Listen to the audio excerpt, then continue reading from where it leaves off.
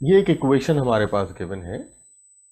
ये equation second degree equation है जिसको हम क्वाड्रेटिक इक्वेशन कह सकते हैं और ज्योमेट्रिकली हम इसको पैराबोला के नाम से याद करेंगे। इसकी एनालिसिस के लिए हमें इसकी डायरेक्शन पता करनी है, यानी ये एक पैराबोला है तो हमें ये पता करना है कि इसकी डायरेक्शन क्या होगी, जो कि या तो अपवर्ड होगी या डाउनवर्ड होगी। इसी तरीके से हम इसके वर्टेक्स पता करेंगे। वर्टेक्स से क्या मुराद है? वर्टेक्स से मुराद है जो टर्निंग पॉइंट होता है पैराबोला का, वो क्या है, वो किस पॉइंट पे टर्न हो रही है, उस पॉइंट को वर्टेक्स कहते हैं, वो हम पता करेंगे। और साथ ही साथ हम रूट्स पता करेंगे। रूट्स का मतलब होता है कि जो पैराबोला एक्स एक्सिस पर जहां इंटरसेप्ट कर रहा है, जिन पॉइंट्स पर इंटरसेप्ट कर रहा है उन पॉइंट्स को रूट्स कहा जाता है।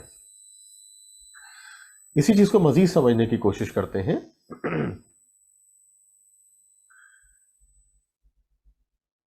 फर्ज कर लीजिए कि ये हमारे पास हमने एक्सिस बनाए हुए हैं और इन एक्सिस पर हम एक पैराबोला अब यहां ड्रॉ करेंगे।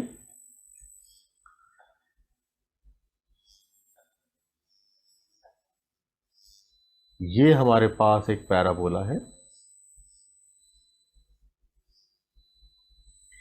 ये पैराबोला इस वक्त वाज़े तौर के ऊपर अपवर्ड ओपन हो रहा है, यानी ये इसकी डायरेक्शन इस वक्त अपवर्ड है। पैराबोला की डायरेक्शन पता करने का तरीका ये होता है कि ये चेक किया जाए कि जो ए की वैल्यू है वो पॉजिटिव है या ए की वैल्यू नेगेटिव है।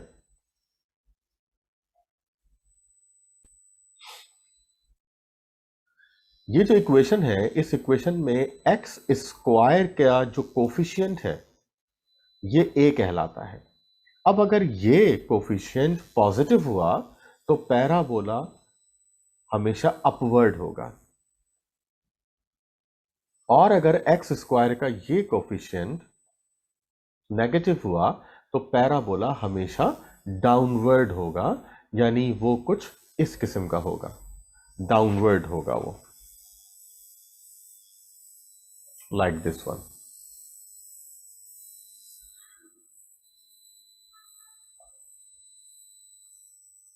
तो ये डाउनवर्ड पैराबोला होगा और ये अपवर्ड पैराबोला होगा हमारे पास। अभी फर्ज कर लेते हैं कि हमारे पास एक अपवर्ड पैराबोला है। इस अपवर्ड पैराबोला में जो पॉइंट टर्निंग पॉइंट है, यानी जहां पर पैराबोला बेसिकली टर्न कर रहा है, ये है वो जगह, तो येलो स्पॉट हमने दिया है, ये टर्निंग पॉइंट है। ये पॉइंट दरअसल वर्टेक्स कहलाता है। ये वर्टेक्स है। तो ये भी एक पॉइंट है जिसको अभी हम यहां कैलकुलेट करेंगे। साथ ही साथ ये दो पॉइंट के जहां पर पैराबोला इंटरसेक्ट कर रहा है, एक इस जगह पर और एक इस जगह पर, ये जो दो पॉइंट हैं, ये दो पॉइंट बेसिकली रूट्स कहलाते हैं। यानी ये भी एक रूट है और ये भी एक रूट है। इसका मतलब ये दो पॉइंट्स हैं, ये दोनों रूट्स कहलाते हैं, जो कि अभी हम यहां पर कैलकुलेट करेंगे। ये एक इक्वेशन है, क्वाड्रेटिक इक्वेशन दी हुई है हमें। क्वाड्रेटिक इक्वेशन ये है y is equal to X square minus 4x plus 3। ये एक क्वाड्रेटिक इक्वेशन है हमारे पास। इस क्वाड्रेटिक इक्वेशन के जरिए हमें इसके रूट्स, हमें इसकी डायरेक्शन, रूट्स और हमें इसकी वर्टेक्स पता करने हैं। ये पता करने के लिए हम सबसे पहले ए बी सी की वैल्यूज निकाल लेते हैं। जिस तरह से हम ये डिस्कस कर चुके हैं अभी कि एक्स स्क्वायर का जो कोफिशिएंट है, जो कि इस वक्त यहां पर 1 है, ये ए की वैल्यू है। एक्स का जो कोफिशिएंट है ये बी की वैल्यू है, जो कि इस वक्त -4 है। और जो आखिर में कांस्टेंट हमें नजर आ रहा है ये सी की वैल्यू है। तो now we have A B C, तीनों बातें हमें पता चल चुकी हैं। अब सबसे पहले हम इसकी डायरेक्शन तय करेंगे कि इसकी डायरेक्शन क्या है। तो डायरेक्शन के मुतालिक हमने ये तय कर लिया है कि ये पता चलेगा हमें कोफिशिएंट ऑफ ए से। तो डायरेक्शन जो है वो साइन से पता चलेगी। यहां इस वक्त कोफिशिएंट ऑफ एक्स स्क्वायर जो है वो इस वक्त पॉजिटिव है, तो इसीलिए हम यहां पर लिखेंगे कि ये जो गिवन पैराबोला है हमारे पास, ये अपवर्ड है इसकी डायरेक्शन।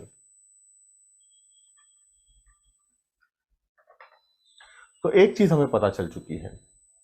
अब हम मालूम करने की कोशिश करेंगे वर्टेक्स। तो वर्टेक्स निकालने के लिए हमारे पास x की वैल्यू हम निकालेंगे जो कि है -b/2a। इसमें हम ए बी और ए की वैल्यूज रख देते हैं। b की वैल्यू अगर हम देखें तो अभी हमने निकाली -4, तो ये हमने यहां -4 लिख दिया। डिवाइड कर देंगे a से, a जो है हमारे पास वो है 1। तो हम अगर इसको सॉल्व करेंगे तो माइनस माइनस प्लस हो जाएगा, ऊपर आएगा हमारे पास 4 डिवाइडेड बाय 2। ये सॉल्व होकर आया, और जब हम इसको कैंसिल करेंगे 2 के टेबल से, हम इसको अगर कैंसिल कर दें यहां पर, तो 2 1 और 2 2, ये हमने कैंसिल किया यहां पर। तो जब हम कैंसिल करेंगे तो यकीनन हमारे पास x की वैल्यू आ जाएगी 2। तो वर्टेक्स का हमें x पता चल चुका है। अब हम यकीनन वर्टेक्स का y पता करेंगे यहां पर। इसके लिए हमारे पास अगेन एक फार्मूला मौजूद है, और वो फार्मूला है -b² -2ac/4a। ये हमारे पास फार्मूला है। इस फार्मूले को सॉल्व करने के लिए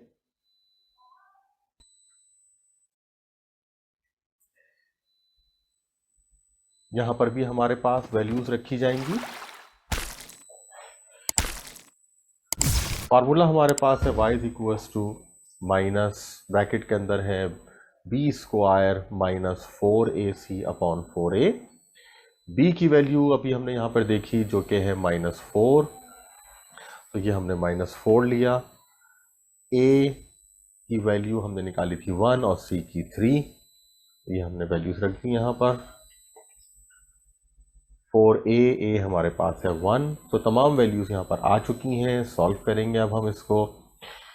सबसे पहले -4 का स्क्वायर करेंगे तो ये 16 हो जाएगा, माइनस भी ख़त्म हो जाएगा स्क्वायर की वजह से। इसके बाद 4 1 4 और 4 3 12, ये हमने यहाँ पे लिख दिया। नीचे 4 1 से मल्टीप्लाई होके 4 रह जाएगा। बाहर वाला जो माइनस है वो फिलहाल हमारे साथ ऐसे ही है, ऊपर आ जाएगा 4, नीचे भी है 4। ये कैंसिल होकर हमारे पास फाइनल आंसर आ रहा है -1।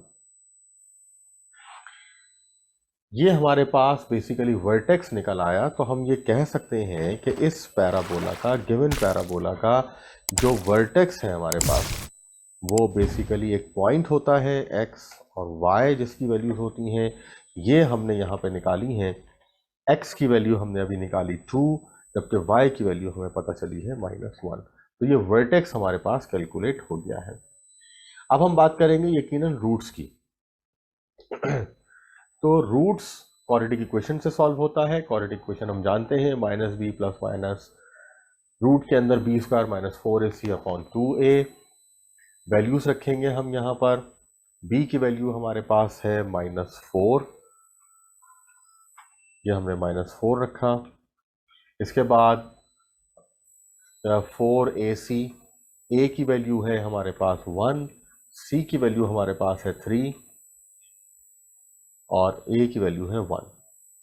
तो वैल्यूज हमारे पास लिखी जा चुकी हैं। सॉल्व करेंगे, ब्रैकेट ओपन होगा, माइनस माइनस प्लस हो जाएगा तो ये 4 रह जाएगा।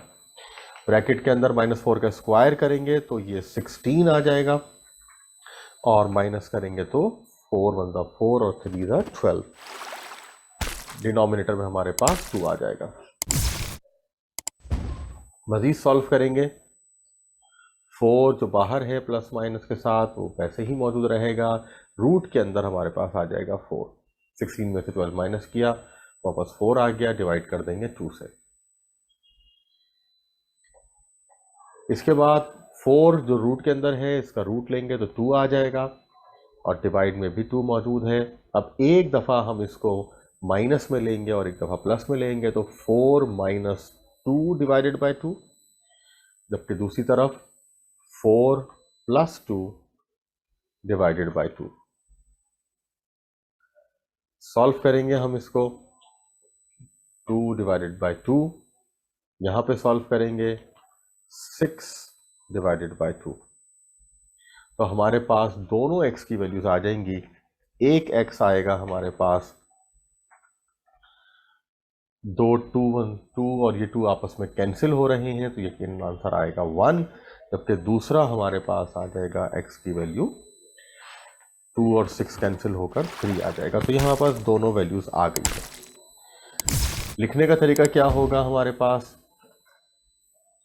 रूट्स जो कि दरअसल 2 पॉइंट्स हैं और ये बात हमने शुरू में तय की थी कि ये 2 पॉइंट्स वहाँ हैं जहाँ पर x इंटरसेप्ट हो रहा है। तो जब x इंटरसेप्ट होता है तो y की वैल्यू लाजमन 0 होती है। तो इसीलिए ये जो 2 रूट्स हैं हमारे पास, इसमें x की वैल्यू पहली 2 होगी और इसके साथ y की वैल्यू 0 होगी क्योंकि x इंटरसेप्ट हो रहा है।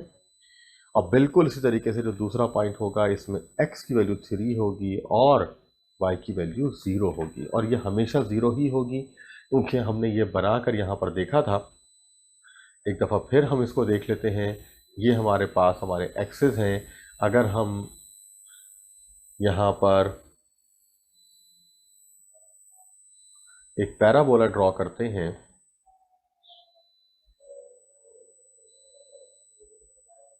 ये एक पैराबोला है हमारे पास। इस पैराबोला में अगर हम रूट्स आइडेंटिफाई करें तो वो रूट्स यकीनन यहाँ पर हैं। ये 2 रूट्स होते हैं, ये 2 रूट्स हैं।